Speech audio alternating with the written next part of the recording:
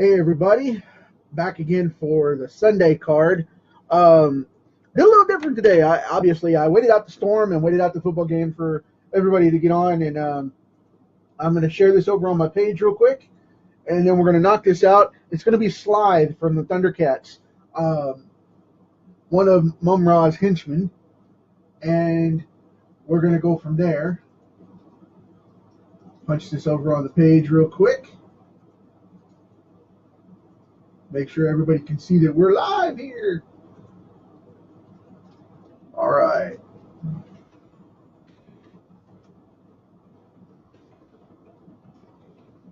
All right, got that going. Took me just a second there. Facebook's running a little funky. Now we'll get this going. I'll give my camera a chance to refocus here. Turn these lights away a little bit so you guys can see. Okay.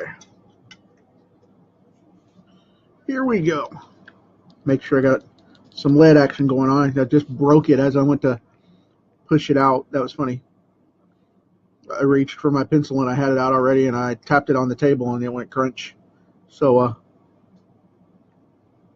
always fun. You know, this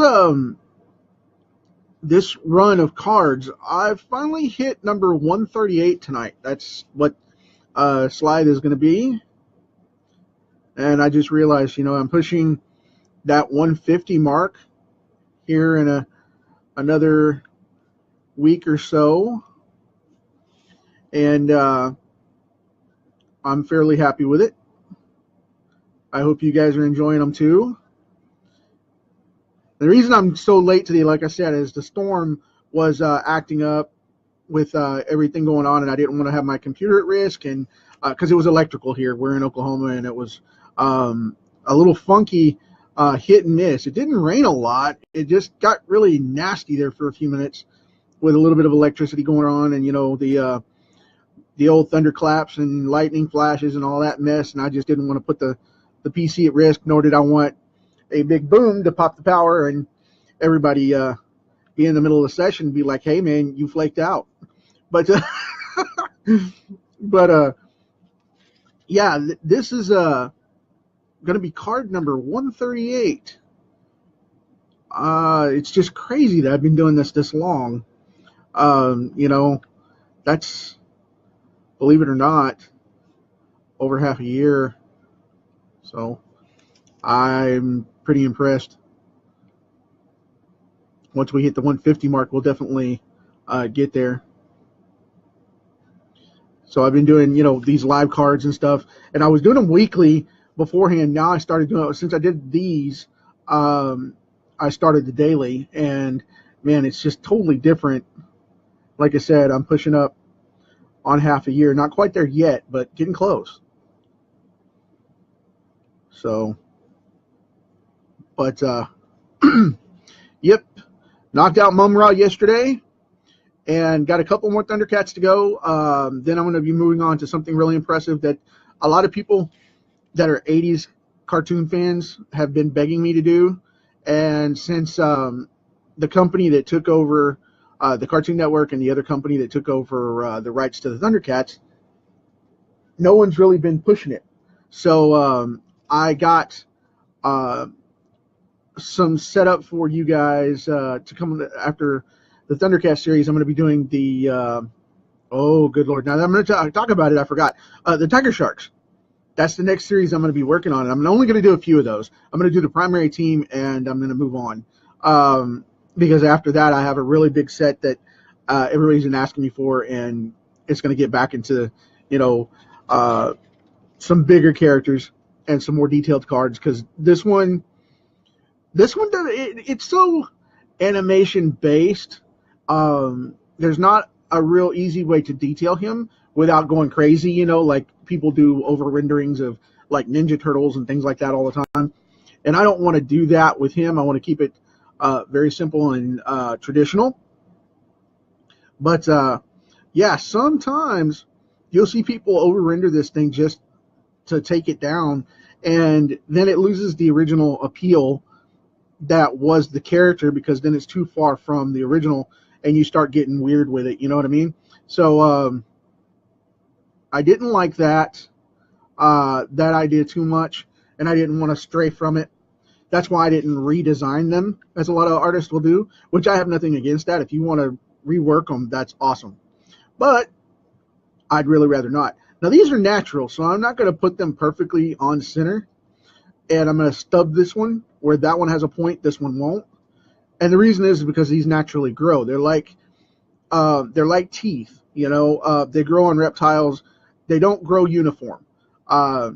Most of the time, they will get worn down. They'll have different looks and whatnot. And I've got him hunched back over here so we can show that.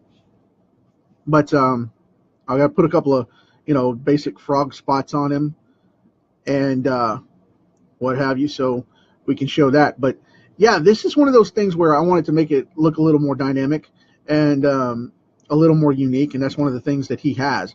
Like the warts here, some people show them on the head, some people don't. They didn't show them in every panel of the cartoon, and he had what I call vanishing spots in the in the animated series. If you ever go back and watch those, you can watch a lot of them on YouTube and check this out. You'll see the scenes of Slythe, and he'll talk or move, and you'll see these spots disappear and reappear on his head. It kind of reminded me of Richard Lewis in Men in Tights, if you ever saw that. Mel Brooks' Men in Tights, which was a Robin Hood parody. And if you ever got to see that, the mole on his face would move all over the place because he played Prince John, and it would just wander. And that was always funny to me because that's part of just my personality. I like to cut up and watch outtakes and mistakes and things like that because it's entertaining, because I'm such a perfectionist with the artwork that I do.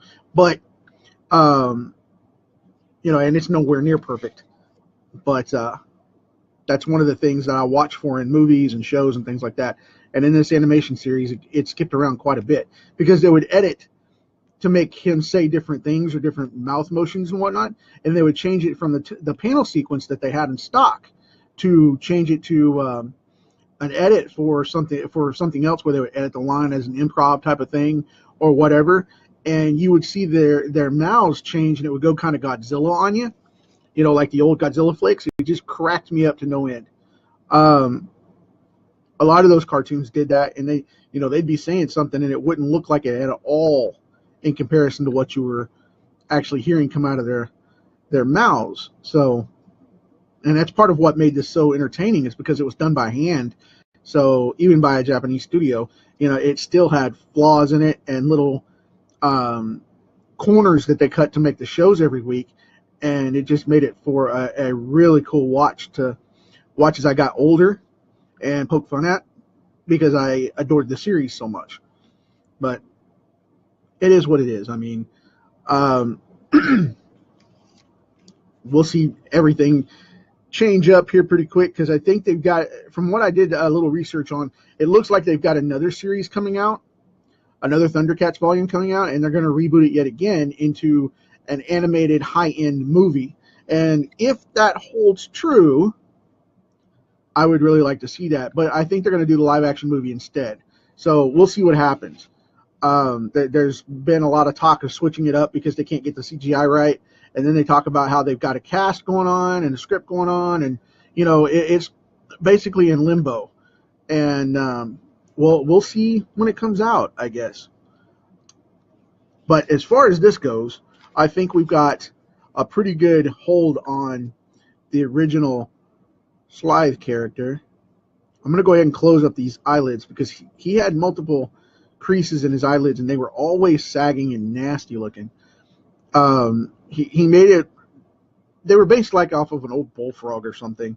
I'm not sure exactly what reptile they took him from, but I do know that he had always had that lazy eye, odd look, and I mean drastic lazy eye. I'm not talking, I don't want to offend anybody by any means, because that's not what I'm saying.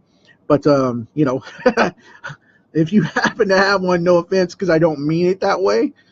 But I'm just saying they sarcastically put it to where he had that lazy squint going on.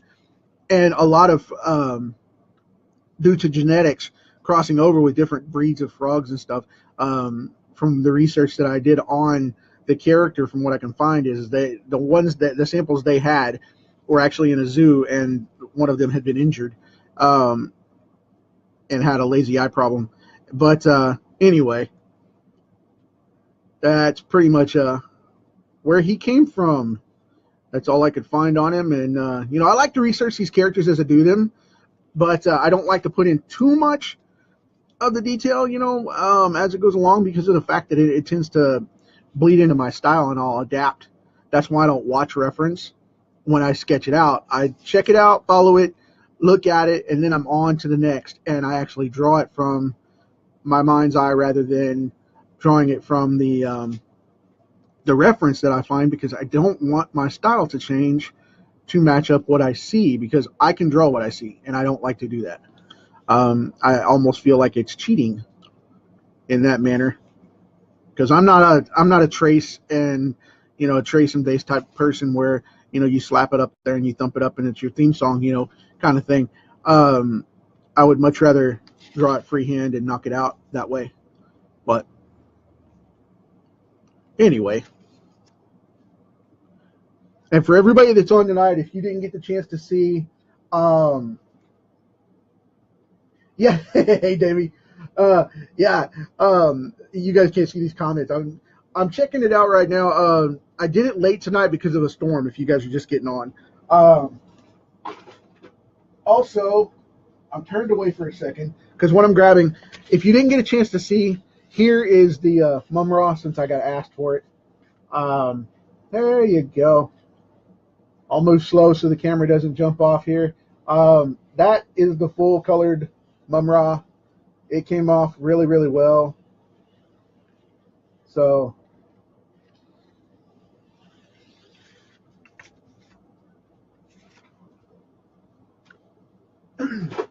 no, what we had was you call that a storm? Yeah, what we had was we had some light electrical issues going on. Some light electrical thunder, lightning, things like that, and it didn't even rain here. So I mean, it drizzled now and again, but nothing real heavy. But yep, that's why I hesitated. I wanted to get that done and make sure it wasn't going to conk out on you guys for the purposes of our entertainment of this here show. So, but all joking aside, though, it could get really nasty here. We are right in tornado central, and a couple of these storm fronts coming in keep pushing these warm fronts up on top of us, and then we end up with tropical style weather, like in the spring, where it goes from hot to cold, and that jumps around and mixes up and causes us to have tornadoes when you guys get hurricanes and things like that. So we're right here in the middle, so we get it all pushed back up on us, and where we're cooling down for fall type weather, we haven't got there yet. We won't get there till about Halloween, but it's starting to ease up. It stays in the high 80s, maybe 90, and sometimes it'll spike a little bit, but for the most part, it's quieting down, and we're staying in the 80s, and it's actually pretty nice. But when you guys push a warm front up on us from the coast down there, from the Gulf area, what ends up happening is that all that weather hits, and then we get the nice cool air up here getting hot, with the hot air down there, and then blah blah blah, and it ends up blowing up, and we end up having tornadoes spin across the state. Not a happy time, but it is what it is. To everybody down in Galveston, I hope everybody's all right, because that's crazy, man. I mean, they're still cleaning up down there. And I've reported this numerous times. Don't do this if you're a penciler. Don't swirl your pencil. I know that I'm going to ink this so I can get away with it, but right now don't do that. But filling in that black there, I swirled it around a little bit. Don't do that. I need to slow it down and make sure it's done right. But yeah, next up we have MANHUNTER, and I'm going to do Vulture Man right after that. I'm really digging that, because MANHUNTER was my favorite villain. I really, really like that guy. Rataro was a cool one too, but I really prefer the Monkey character. He was just phenomenal. The dude was awesome. It was a great character to look at. Very dynamic. He was one of the most expressive characters in the series, animation-wise, anyway. Because everybody, even when they look scared, you know, they kind of were stiff. So, whatever works. All right, I'm going to cut into these horns here and start getting them done. Now, these are soft spikes. They're not real, you know, they're like iguanas. They're gristle and they're cartilage, but they're not really like horns. They're just something to keep from, you know, they'll poke you in the, if you're a bird coming along trying to, you know, eat a lizard, they're defensive. They're pretty much to block that from happening. But as far as this character goes, they're pretty much cosmetic. You know, they're just leftover because, you know, at 5 foot tall, not much is going to bother him. I'm going to put in a couple of details down here. This one's going to rely a lot on color, and normally I don't go color dependent, but in this particular case, it is going to be a lot of color, because if I go in and start tweaking heavy shadows on this guy, he's going to look really, really burnt up, and it's going to fry out the detail. So I want to put in a couple of things like the collarbone and stuff like that, you know, the clavicle and all that mess, and a little bit of under the chin type of thing, but not too much, because like I said, I don't want to burn him out, because he'll get to where he's looking like flat, you know, big and flat, and it's just going to be ridiculous. But there we go. Go ahead and put a little bit of a shadow right there for the chest. Not much more there. There's a cricket right outside my desk window. I don't know if you guys can pick that up or not with the mic, but I can dang sure hear it. Yes, I say dang. I try not to swear too much, but it happens.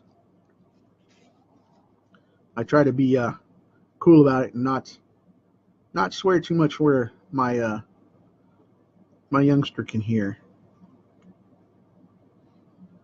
So try to be cool about it like that. But we need to get in this belt here. So I'm going to flesh that out a little bit. And I know a lot of people are going thin line these days, but I don't. I prefer to thicken it up. That way on the outside, it's an old trick I learned studying animation. One of the things I like to do is I like to thicken it up on the outside line and then do thinner inner details. That way it makes it just, it holds a classic clean look that way. So I'll go dig into this outside, dig into the deep shadow on that side, and then I'll put in, you know, little cork marks like that kind of thing, and pull it out. That way it looks like a belt. So we're going to run this up behind his ear here and up over the top. There we go. And this thing is just a big plastic buckle. I call it a plastic because it doesn't have any detail to it. There's nothing to tell what texture there is for this thing. So I'm just figuring it's some kind of buckle and going from that. But we'll see where it goes. So we've got that down, and I don't know what this little crystal thing is here. It's just a little stone that's in there. I don't know if it's a release button or anything like that. And he goes into two different colors here. His chest has a line on it way over here, which I won't carve in. I'll just leave there. It goes dark green up here by his face, goes dark green here, and then it goes into this almost a seafoam green or a pea green kind of thing, like a pea soup kind of deal. It's a really nasty color. And it was a common watered down mistake when people would mix white in with heavy green. It would turn into the seafoam green color really easy, and it was a cheap paint to have because you always had those two on hand. You had the dark primary green, and you had the standard white, and they would mix it down, and that's what they decided to color them with. Studios did that all the time just to save money on primary colors because it shows up on the screen a lot easier. everybody asks all the time. I get asked that, and I'm not even into animation as much. And I get asked about that. Why do certain comic books have this kind of coloring and they're flat? Well, they have it because they're trying to get you with the classic animated style and make the colors pop off the page. Well, it doesn't look dynamic enough because there's not enough detail in the art. Well, that just depends on the style. I mean, if you go detailed enough, if you used primary colors on Mark Silvestri, I see them using pastel colors on his stuff over at Top Cow all the time. The reason they do that is because of the fact that the pastel work contrasts to the inks that he uses, because he's so heavy of an inker. He goes in and shadows in heavy. Same thing with David Finch. They do that a lot. They go in and they'll have different colored stuff. It'll be like pastel color, and it'll look almost too bright or too watered down or too light for that. But the reason they go with that deep contrast is because what they're doing is they're pulling out the color to make it pop in variation to the light spots for the overshadowed bold shadows that he uses. So, you just got to consider where it's coming from and the source of the artist. So think about that when you're looking at this stuff. Don't necessarily think it's flat, because it's not. It just may not resonate with you as a style that you like to follow. I see that all the time. That's one of the things that, like I said, I get asked about all the time, because I have a very animated style, and I know I do it on purpose. But it is what it is. It's just what I like to see and do. So.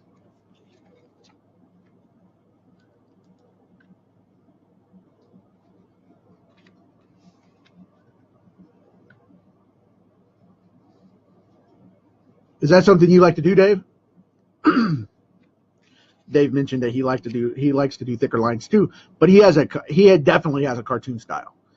He has a more of a cartoonist type of style, which is very cool, because it translates into comics very easy. And a lot of the older comics were cartoony style, and that's just fine. I don't know how many of the old guard that I've met over the years, and they would say, I'm not a comic book artist. I'm an illustrator. And then you'd hear the other guys that the guys that did photorealism would say that, and then you'd hear the other guys that would do more cartoony styles, like Calvin and Hobbes type stuff, or like what Dave does, which is animated figure type stuff.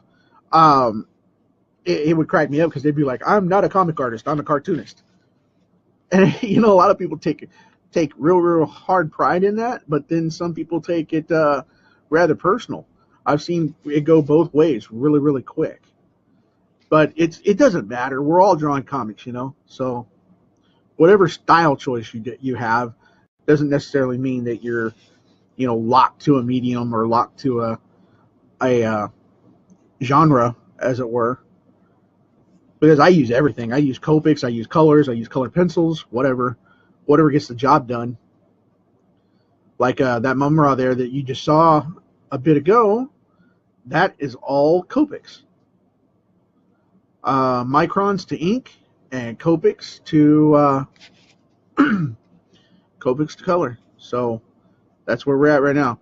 Now I've got to make sure that these shadow lines here, these ridge lines that I put in, these little feathering details, don't come across his hair, because he doesn't have any.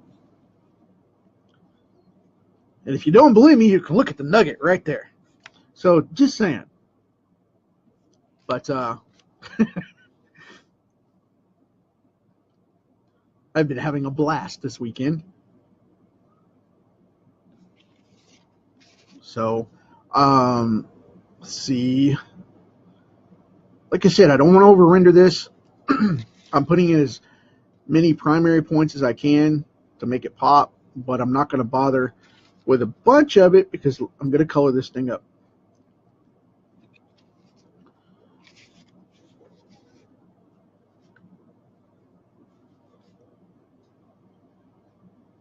Now, when you guys come in and see these things, I know there's a lot going on, but when we get these colors going in these card sets, I'm going to be putting them out very quickly. I'm going to start doing dailies again now that I'm all caught up with the inks, because I had something like, I got behind so bad. I had something like 30 cards You know, and we're on number 138 tonight. And I had like 30 cards get behind and not hold up to my daily inking and, you know, coloring and rendering and whatnot. And I had to get back into that. And you guys are going to see a lot of cards start popping up this coming week.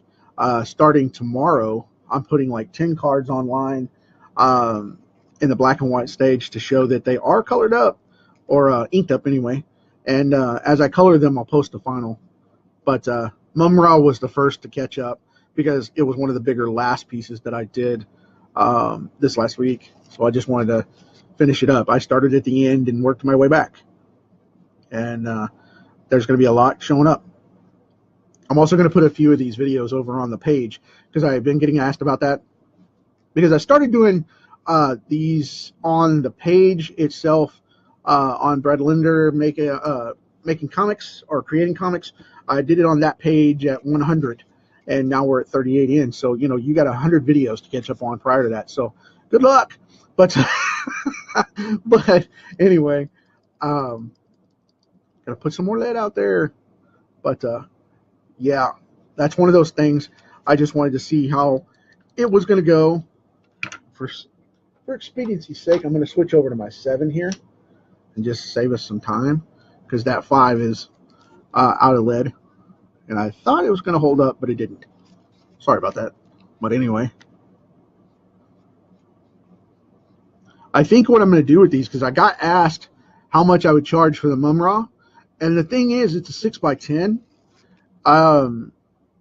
I have some specific plans for these, and I will make them accessible to the public. But right now, I am not pushing very hard to put them out and sell them.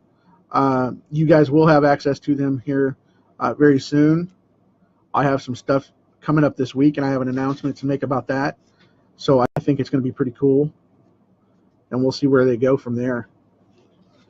I'm going to go ahead and render this up a little bit because I want it to look more metallic, and I want it to stay away from his skin tone. And as you can see, I got color done right there. So I've been working on this stuff pretty good. Let's see. Pretty good. I think that's about it. I don't really want to mess with him too much. I'll put a little bit down here, pop this off. But I think we've about got him here to hold up for the night. There we go. I'm going to color these couple spots right here, and then we're going to call that done. Let me get over here and grab this thing so I don't tear it, because that would be a bummer. All right. Cool deal. Whoop, sliding down the table here. We now have Slythe. I hope you guys dig it. I just got asked about some of the cards. I'll give you a quick flip through if you're interested real quick. Just to catch up with some of these. That's fine. I will do that. Let's see. We have Slythe right there. I've got, let's see, Maverick, Ant-Man, Falcon, Scarecrow, love that one. Two-Face, Batman, Riddler, Hawkman, one of my favorites, Hawk, Dove, Swamp Thing, that one almost drove me crazy. Man-Bat.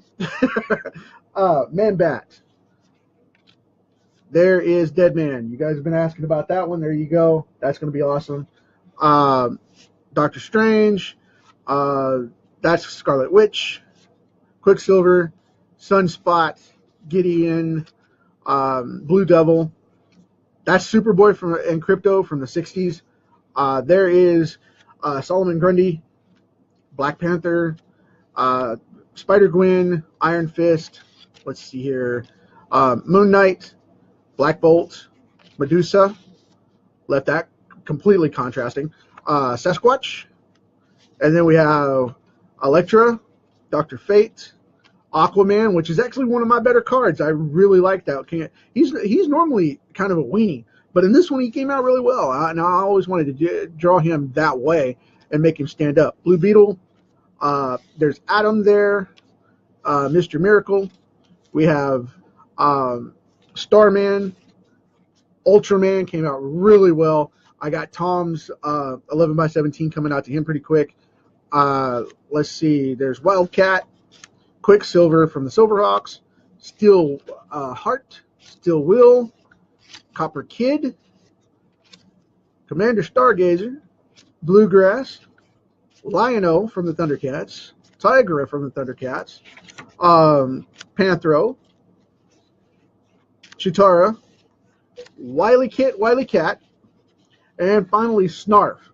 Right before Mumra came along, and then after that I have Linkso in here as well.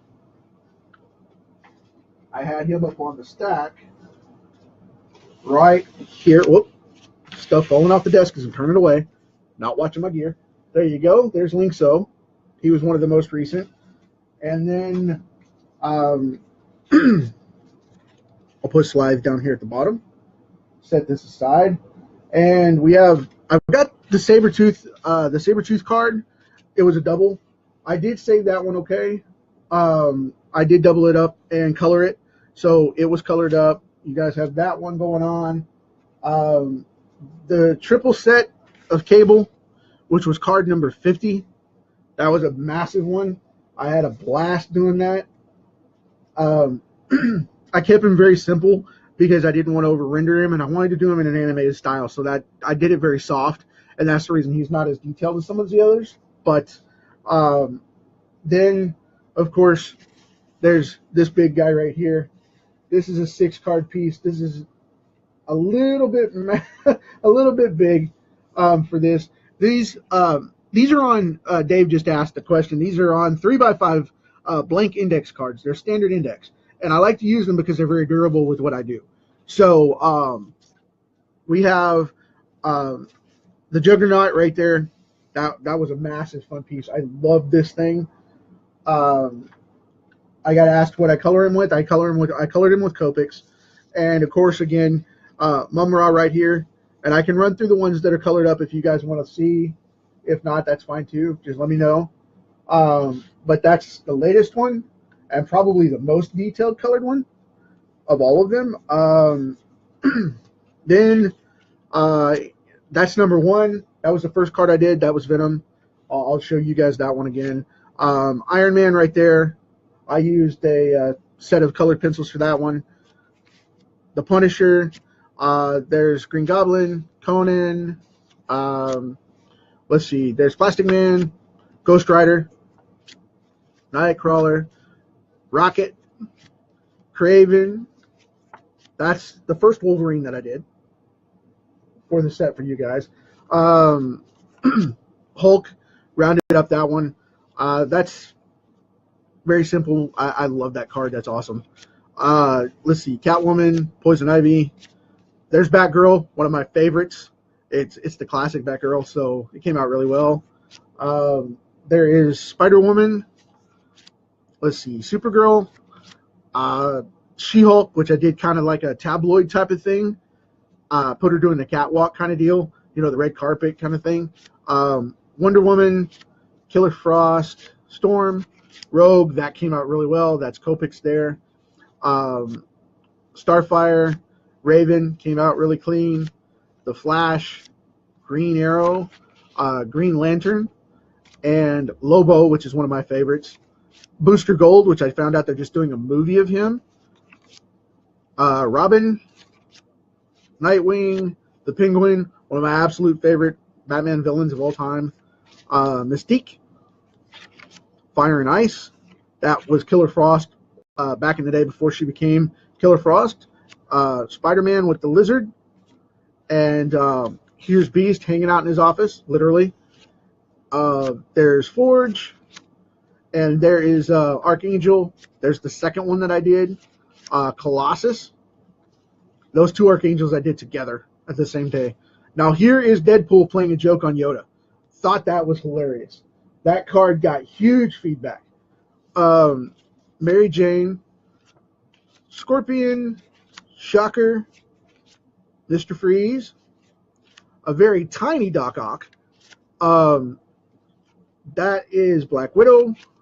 Then we have Captain America. There is Kitty Pryde with Lockheed.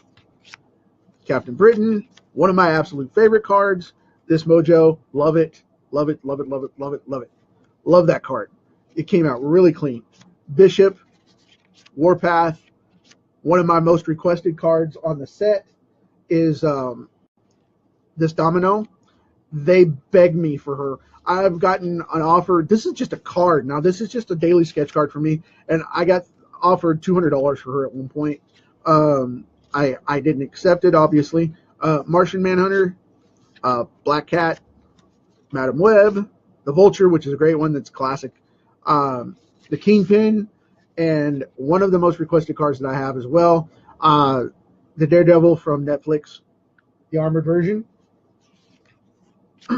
Bullseye, Puma, Electro. We did kind of fun thing with this one. I kept it very simple in the background, but what I did was I put it as Electro frying someone and frying out the whole park like he did a selfie, and this guy bombed him. Long Shot, Boomer, aka Boom Boom, as some people refer to her from the New Mutants, and X-Force, Psylocke, Jubilee, that's one of my favorites. Gambit, Professor X, Magneto, Strong Guy, Mandarin split into his two personalities, the modern suit tycoon version and the classic, let's see, Pyro, that's going to be the Blob, Toad, Sauron, Firestar, Iceman, and then we have Cyclops, Apocalypse, which is one of my favorites. That came out really well. I love that card. Leonardo, Donatello. We have Leonardo, Raphael, Michelangelo, and finishing up with Donatello from the original Ninja Turtles. So you guys have those going on. That's where you're at. And now we're back to slides. So you ask, and that's what you get. Okay. Now, well, you know, the reason I didn't sell them yet is because, like I said, I have a purpose for these, and I want to make them stick. I as you hear me rotating them back in order, if you hear the sliding. I have a project that I want to use them for, and I want to make sure that it's unique, and everybody that invests in them gets an equal opportunity to grab which ones they want and make them fair, rather than just selling them on the spot when I get requested. Because that's one of the things I want to make sure that everybody gets a chance to grab the ones they want, and I want to make them have a higher value just in being my sketch cards. So that's why I'm boosting that up. You guys will find out more about that this week. But yeah, as far as that goes, I'm going to put the rest of these in order, and I'm going to call it a night. I will see you guys tomorrow with MARTIAN. If you want to find out more in advance as to what's going on, you can message me about that, and I'll be more than happy to talk with you about it and give you a heads up. I'm not hiding any of it or anything like that, so just let me know. But as far as that goes, thank you guys for joining me. I know it's late on a Sunday evening. I will see you at the regular time tomorrow, about 4 Central or so, and we'll go from there. Take care, guys.